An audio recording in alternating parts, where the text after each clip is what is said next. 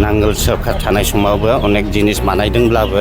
लामा university medical college CIT TIT बानायदोंब्लाबो माने समाजनि खेत्रआव जा समाजाव जे जेंनाफोर थायो बे इन्डिभिजुवेल खेत्रआव जों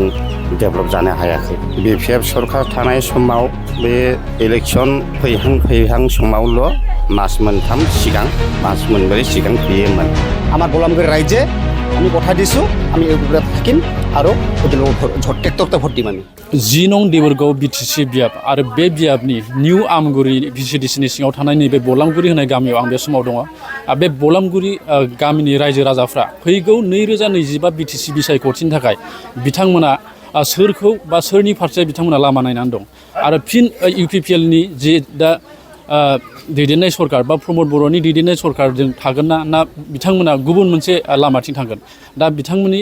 गामियाव माखौ लुबैयो आरो बिनि सायाव मिथिनो थाखाय आं गामिनि रायजोफोरजों बे समाव आं दंफैयो आरो बे समाव मिथिना लागोन गामिनि माखासे दैदेनगिरि गाहाय नेहाथारि बिथांनिफ्राय नैबे BTC बिसायख'थि फैगौ आपकामिं BTC बिसायख'थियाव बिथांमोना मा लुबैयो बा सोरखौ लुबैयो बे समाव गामिनि गाहाय नेहाथारिनिफ्राय माखासे खोथा जों मिथिना लागोन 2025 फैगौ बे BTC बिसायख'थियाव नोंथांमोननि गामिया सोरनि सरकारखौ लुबैयो बे समाव जों लुबैनाय मथे जानाखि रानिं सरकार सोलिगासिनो दं UPPL सरकार बेखौनो जों माने जे 5 बोसोर सरकार नेतृत्व होबाय बै 5 बोसोर काल नेतृत्वआव जानाखि जोंनि गामिया एसे डेभेलपमेन्ट खामानिफोरा बारा जाथ'वाखै माने मोननैल' जादोंमोन डेभेलपमेन्ट खामानिया आरो गोबां समस्याफोर दंबावो दाबो बेफोर माने उनाव जाथे मोननो थाखाय जों बे UPPL सरकारखौनो जों माबा सापर्ट होनायसै आरो सिगां समाव गोलाव बोसोर BPFनि सरकारा सालायदोंमोन 17 बोसोर सालायलांदोंमोन आथिखालाव प्रमद बर' दैदेननाय UPPL सरकारा 5 बोसोरल' सालायदों बेहाय सोर बांसिन जौगानायनि खामानि मावदों होननानै नोंथाङा जौगानायाथ' माने माबा राजुवा हिसाबै अनेक डेभेलप जादोंब्लाबो जोंनि इन्डिभिजुवेल हिसाबै जों डेभेलप जानो हाथ'वाखै आरो माने अनेक नांगोल सरकार थानाय समावबो अनेक जिनिस बानायदोंब्लाबो लामा university medical college CIT TIT बानायदोंब्लाबो माने समाजनि खेत्रआव जा समाजाव जे जेंनाफोर थायो बे इन्डिभिजुवेल खेत्रआव जों डेभेलप जानो हायाखै मालाबा समाव सिगां समाव BPFनि सरकार थानाय समाव गामियाव नोंथांमोननि गामियाव माब्लाबा खबर लाफैयोमोन ना सोरबा BPFनि दैदेनगिरि बा सोरबा MCLA बिथांमोना बै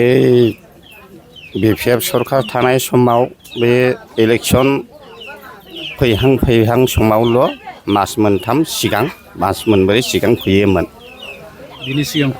सिगां फैयामोन जा इलेक्सन जोब्बायथाय खबर बाथ्रा जेबो लाया आरो गोजोननाय थाबाय बिथांनिफ्राय माखासे खोथा मिथिबाय आरो जोङो बे समाव गामिनि सासे दैदेनगिरि दंबावो बिथांनिफ्रायबो माखासे खोथा मोनथिगोन नैबे समा मानो होनबा सरकार सोलायनो थाखाय बारा गोबाव सम गैलिया मानो होनबा 2025 BTC बिसायख'थिया जानो थांगासिनो दं नैबे सेप्तेम्बर दानावनो बे बिसायख'थिया जानो थांगोन रायजोफोरनि बेवहाय माखासे बाथ्रा जों मिथिनो नाजागोन मानो होनबा जायनि भटजोंनो सासे सरकारखौ दानाय जागोन आरो बै गोनांथि भटखौ रायजोफ्रा सोरनो थाखाय होगोन बे समाव मिथिना लाबावगोन नोंथांमोननि बलामगुरि गामि नैबे समाव गोबां 2025 जिथु BTC बिसायख'थि बेवहाय नोंथांमोना सोरखौ लुबैयो दानि आथिखालाव UPPLनि जे BJPजों एलायन्सआव सालायनायनि बे सरकार दङ नोंथांमोना बे समाव सोरखौ लुबैयो ना BPFनिफ्राय सरकार फैनायखौ लुबैयो नामा আমি এই 2025 যেটো আমাৰ আহি থকা ইলেকশ্যনখন আমি আগৰ পৰাই আমি 2020 পৰা আমি UPPLত যোগদান কৰিছোঁ আৰু আমি প্ৰমদ বড়ো ছাৰক ভাল পাওঁ আমি আৰু আমাৰ কিছুমান কাম আমাৰ উন্নয়নমূলক কামবিলাক আমাৰ প্ৰমদ ছাৰ আমাৰ UPPL চৰকাৰ থকাতে আমি বহুত কামখিনি কৰিব পাৰিছোঁ আৰু তাৰ মাজতে বেছিকৈ ডাঙৰ সমস্যা হ'ল আমাৰ সমস্যাটো হ'ল আমাৰ মাটিৰ সমস্যা আছিলে আমাৰ মাটিৰ সমস্যা অলৰেডি আমাৰ এতিয়া আমাৰ UPPL চৰকাৰ আহি আমাৰ সব সলভ হৈ গ'ল এতিয়া আমি ভাল পাইছোঁ আৰু আহি থকা দিনবোৰত আমি আমাৰ বলামগুৰি ৰাইজে আমি কথা দিছোঁ আমি ইউ পি পি এলত থাকিম আৰু ইউ পি পি ট্ৰেক্টৰতে ভোট দিম আমি 70 বছৰ যিটো বি পি এফে চৰকাৰ শাসন কৰিছিলে তাৰপিছত ইউ পি পি এল চৰকাৰ 5 বছৰ 70 বছৰ আৰু ইউ পি পি এলৰ এইটো প্ৰমোদ বড়ো চৰকাৰ যিটো 5 বছৰ ইয়াত পাৰ্থক্যটো আপুনি কি দেখা পায় যেনিবা পাৰ্থক্যটো আমি এইটোৱে দেখা পাইছোঁ আমাৰ গাঁৱৰ হৈ আগৰ যিটো আমাৰ 17 বছৰৰ যিটো আমাৰ কৰিবলৈ কামখিনি এইখিনি আমি যথেষ্ট হোৱা নাই যেতিয়া নেকি আমাৰ 5 বছৰ আমাৰ এই ট্ৰেক্টৰৰ চৰকাৰ এই চৰকাৰত আমি যথেষ্ট আমি উপলব্ধি কাৰণ আমাৰ ঘৰ প্ৰত্যেকটো ঘৰতে ঘৰ হৈ গ'ল আমাৰ 33টা ঘৰ অলৰেডি হৈ গৈছে তাৰপিছত অৰুণোদয় অলৰেডি হৈ গৈছে আমাৰ আৰু যিটো আমাৰ 0.3 এইটো আমি অলৰেডি আমি দিবলৈ ওলাইছোঁ আৰু আমাৰ চৰকাৰে দিব আমি যথেষ্ট আমি কাম কৰি আছোঁ আৰু আমাৰ গাঁৱত আমি এইটো বিশ্বাস আছে যে ইউ পি এল চৰকাৰে আমাক নিশ্চয় যিবিলাক উন্নয়নমূলক কাম এইবিলাক আমাৰ নিশ্চয় পূৰণ কৰিব বুলি আমাৰ আশা আছে মানে 2025ত আপোনালোকে মানে ইউ পি পি এলৰ চৰকাৰটো অহাটো বিচাৰে আমি এইটোৱে বিচাৰোঁ ট্ৰেক্টৰ চৰকাৰ বিচাৰোঁ আমি मोनथिबाय बिथांमोना आथिखालनि प्रमद दैदेननाय सरकारखौ गोबां